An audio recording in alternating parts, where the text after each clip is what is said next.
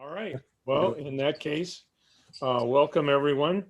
The legal voters of the Regional Technical School District are hereby notified of the virtual public information meeting on Wednesday, February 10, 2021 at 7 p.m. to discuss Australian ballot articles warned for vote on Tuesday, March 2nd, 2021. I'm sure everybody here is aware of the fact that that this is different from the years past, and that in the years past we have voted all of the articles except for the budget by voice vote in this meeting. But in this case, we will be doing it. All of the articles will be on the town meeting Australian ballot. So I will just begin with Article 1 and ask for discussion. And when we get to the budget discussion, then Dana has prepared a short presentation on the budget, and we'll go through that. So starting with Article 1, to see if the voters of said district will vote to authorize its board of directors to borrow money pending receipt of payment from member districts by the issuance of its notes or orders payable not later than 1 year from date for the purpose of paying the sum approved by the voters. Any discussion on Article 1? Hearing none. Article 2, see if the voters of said district will vote to authorize its board of directors to assign $24,000 of the school district's fiscal year 20 fund balance into the building and equipment reserve fund. Discussion on Article 2.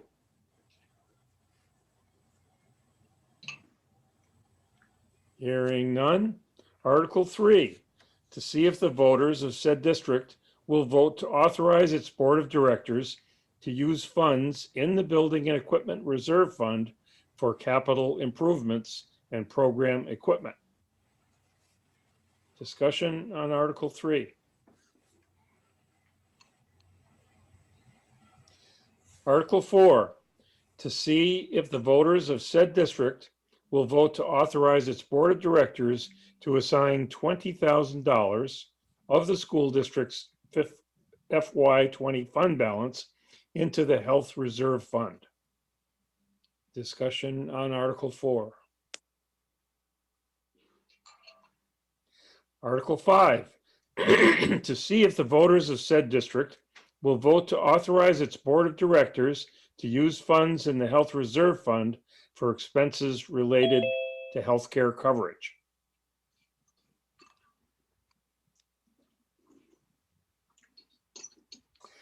Article 6, to see if the voters of said district will vote to authorize its board of directors to allocate its current fund balance as follows: assign $28,500 of the school district's FY20 fund balance as revenue for the 2021 operating budget, and assign $27,500 as revenue for future budgets.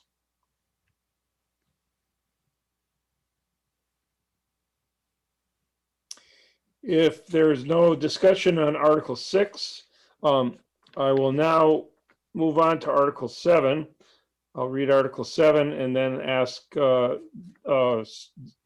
Director Dana Peterson to do a budget presentation.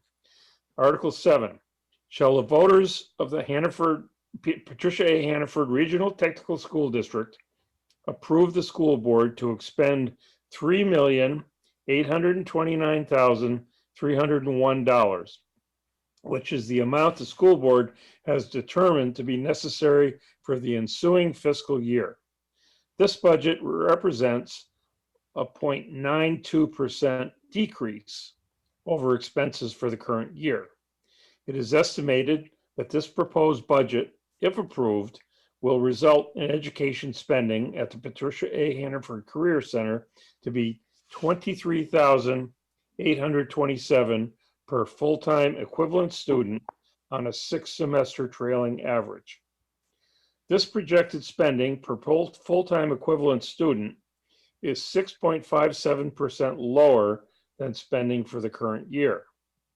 The legal voters and residents of the Patricia A. Hannaford Regional Technical School District are further warned and notified that an informational meeting will be held on the above listed Australian ballot article on Wednesday, February 10, 2021 at the Hannaford Career Center in the town of Middlebury, Vermont, immediately following the Patricia A. Hannaford Regional Technical School District's annual meeting, which begins at 7 p.m.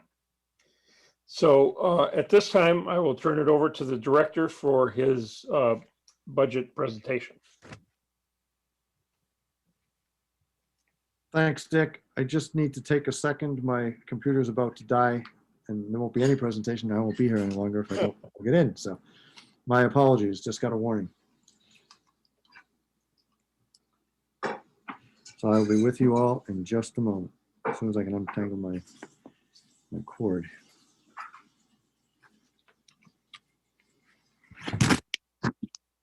I suppose it wouldn't be out of line for me to read Article 8 Sure, go ahead. while we're waiting. Not a problem. So Article 8 is to elect the following officers: a moderator, a treasurer, and a clerk. And as I understand it, there's a slate that will be on the ballot of the present moderator, that being myself, treasurer Jane Beck, and clerk Linda Barrett. There will also be the opportunity for anyone to write in any other nominations or votes for that office. That's correct. Okay, so what I'm going to do is I'm going to share my screen and go through a presentation.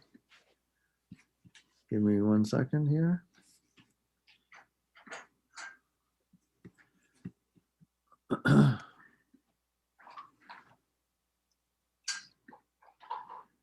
Okay, so this is the Hannaford Career Center FY22 budget presentation for our informational meeting. My name is, for anybody who may not know me, my name is Dana Peterson. I'm the Superintendent Director at the Patricia A. Hannaford Regional Technical School District. And tonight's presentation will look at our overall budget and provide a comparison to FY20 actuals and FY21 adopted budget, along with the FY22 proposed budget. Bottom line is the total proposed budget for FY22 is $3,829,301. And the adopted budget for this year, FY21, is $3,864,000. That is a net change decrease of $35,450, or almost 1% lower than last year's. The FY20 audit and fund balance, and you'll hear about that in just a few minutes from our auditor. The total fund balance was approximately $100,000. And what we've recommended in allocations for FY22 and beyond are $56,000 for future tax abatement, a $24,000 allocation to our building equipment and reserve fund, and a $20,000 allocation to our health reserve account. With respect to the breakdown of the budget, Austin Haynes did a nice job of putting together a visual for the breakdown by function, and I'll highlight just a couple of things. One is that you can see in the rightmost column the percent of the budget allocated for various purposes.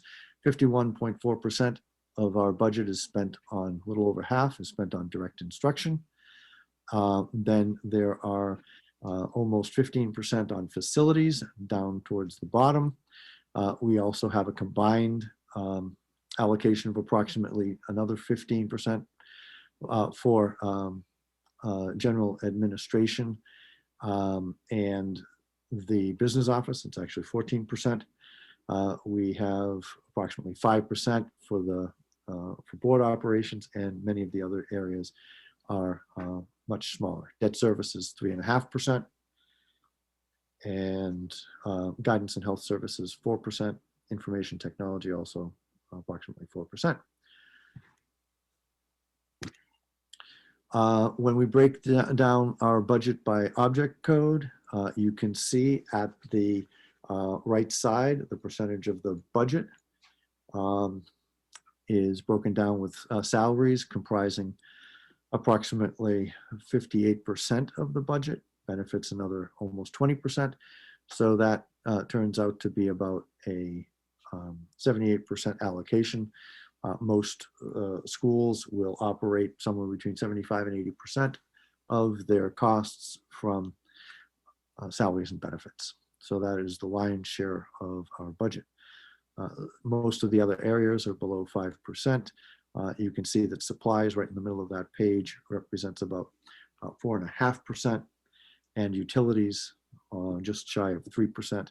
And once again, the debt service is there at 3.5%. And you can see the budgets each year, actual and adopted.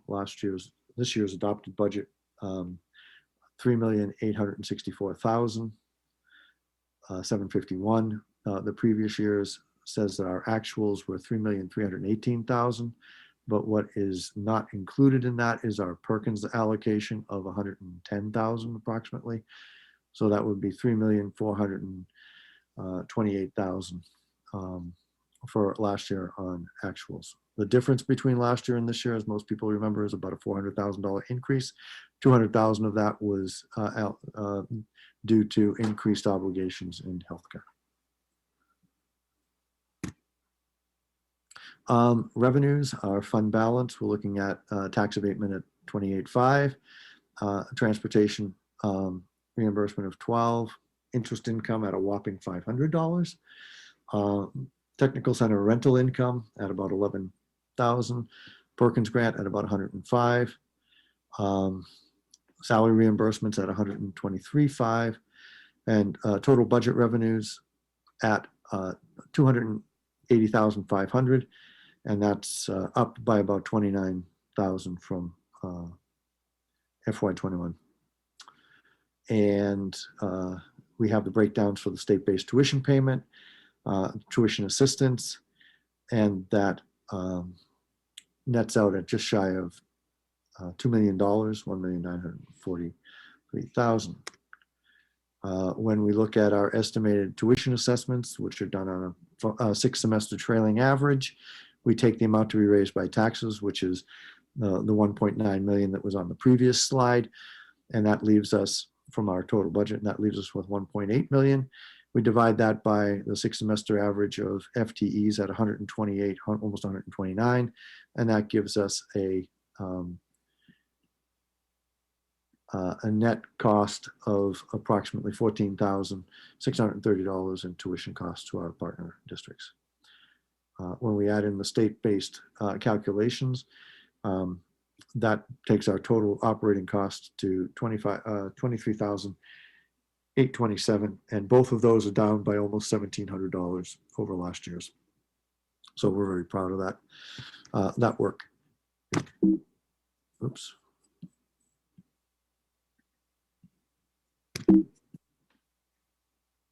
There we go. So cost drivers for the FY22 budget. In green, we have things that have been revised down. We are still keeping $100,000 in our HRA account, but that is HRA in our HRA line or our health savings line. That is revised down by 20,000. And the reason that that's revised down is we're able to transfer to that special revenue fund $20,000 from the unrestricted fund balance from FY20. Our health insurance costs have increased again by $50,000. That's a 10% increase over our costs on insurance premiums. And our construction technology, approximately $25,000 to move to our level 2 program. So that's a $75,000 increase that we've absorbed into this year's budget. The BRF, we're carrying forward the same transfer allocation from the FY22 budget as from the FY21 budget, and then a contingency legal fund that we're also funding at the same level, 21,000. So our net increase is $55,000, and those have been absorbed into our decrease of 1% and savings of $35,000. So the net swing is approximately 90,000 if you calculate what we absorbed in the $55,000 increases. Program overview and some details. Our pre-tech programs were at all-time highs last year in FY20, but they saw a drop due to COVID this year, and we're expecting to see a resurgence for next year as we work with our partner schools on coordinated scheduling. And Jay's leading that up for us, so that's great. Unlike the general education programs, decisions for CTE programs are based on industry demand and AOE approval. So we need to go through a very rigorous process for instituting and removing programs. The center overview continued based on historical data from AOE. The Career Center is in the middle of the three independent career centers in terms of overall budget spending between Bennington, which is Southwest Career Development Center, and Springfield, which is River Valley Technical Center. And for comparison, I provided Southwest's warrant budget of $4,039,000 for FY22, and they have a per FTE cost of $22,307. And last year, PAHRTSD served the second largest number of students statewide in career and technical education after North Country Career Center, and that was 399 students. Questions? And I'll stop sharing my screen so I can see everybody.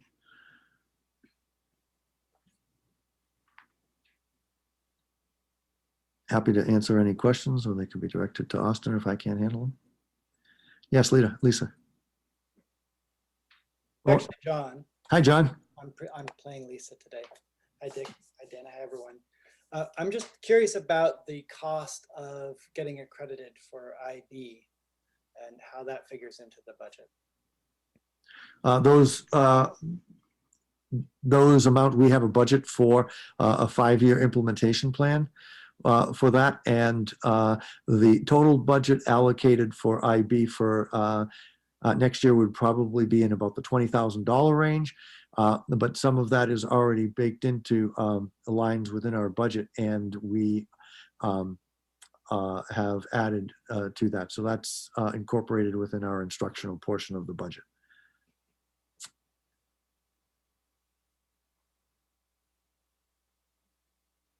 I think you're on mute. I was muted.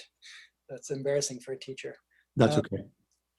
Was there any sort of formal cost benefit analysis document created as to whether or not it's worth applying for this IB accreditation, who's going to benefit, and whether that investment's really going to pay off in the long term? Well, if you're talking about student opportunities, then the benefit is certainly worth the investment. We did a series of presentations when we were exploring whether that was something that we should be doing.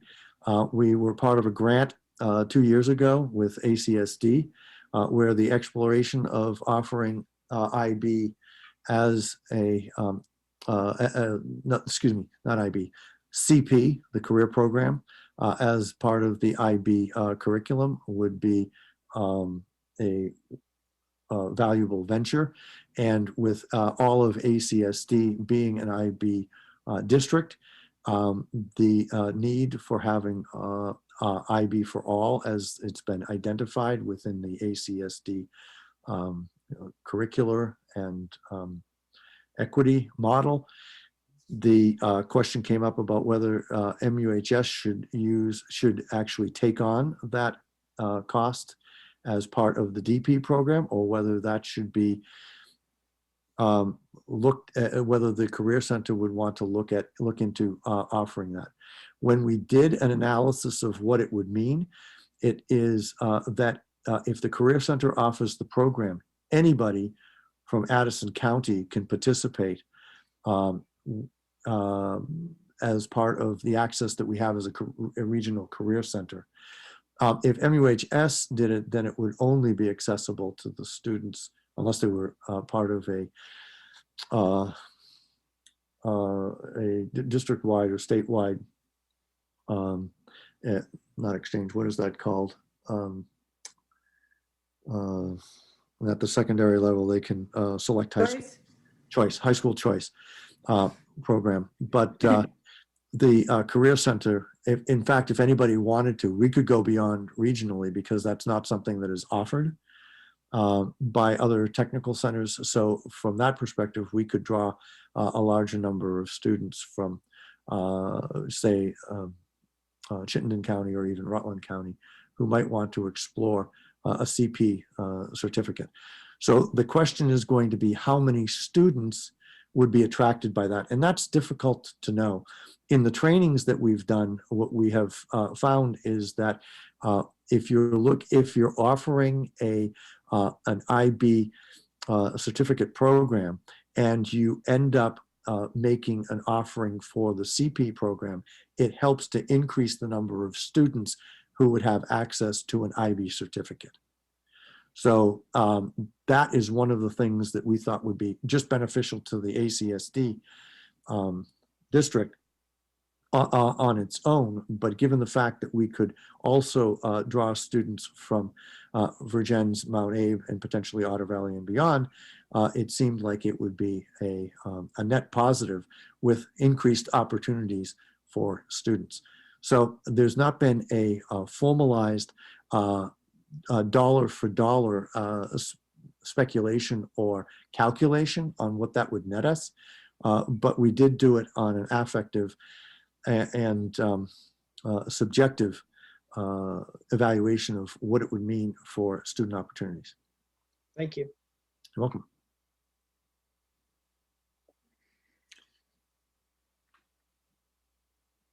Any other questions?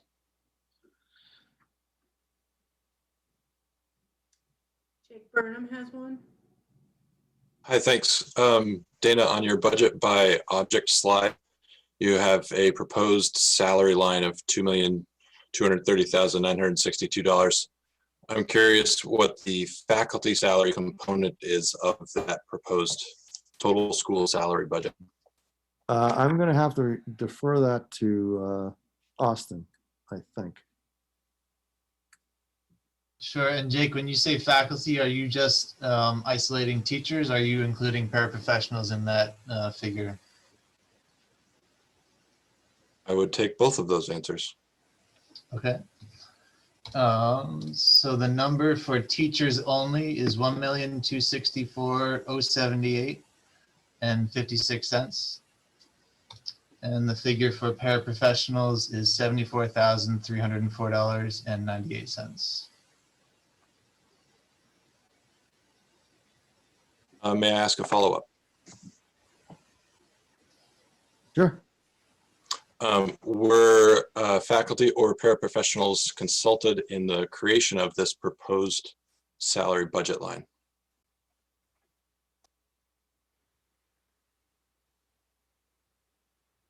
I don't think so.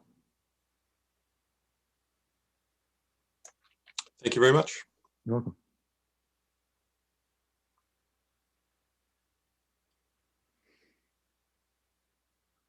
Other questions?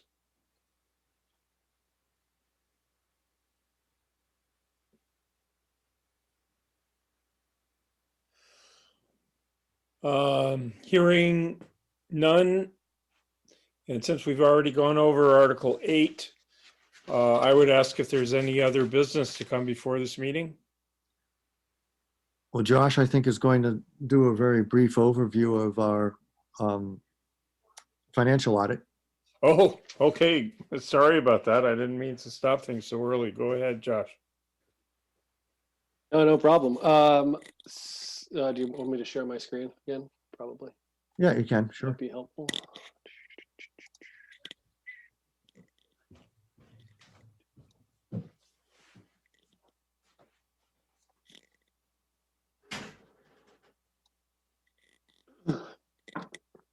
Okay, just going to jump right to it. For activity ending June 30th, 2020, the unassigned fund balance of the Patricia A. Hannaford Regional Technical Center ended with $104,564 of unassigned fund balance. That was an increase a decrease from the prior year of total fund balance of $14,000, but in FY19, the unassigned fund balance was closer to like $6,000 or $7,000. So a large increase in unassigned fund balance for this year. Revenues and expenses for FY20, $3.6 million in revenues, about $3.55 million in expenses. I had some transfers in and transfers out for a total net change of fund balance, as I said, of $14,000. The long-term debt, still just one bond, ended the year with $630,000 remaining on that bond, paying $105,000 a year. And your special revenue funds were cleaned up a little bit this past year, getting rid of some obsolete funds that had no activity in them for many years, and trying to consolidate those down to a little more efficient schedule. And that's about all I have. Any questions?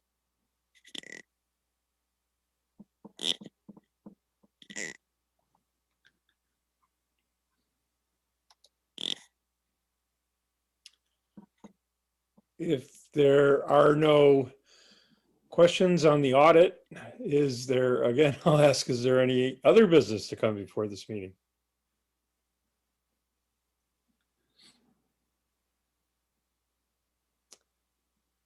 In that case, I would say we are adjourned until the Australian ballot on March 2nd. Thank you all for attending. Thank you, Dick. We appreciate your moderation.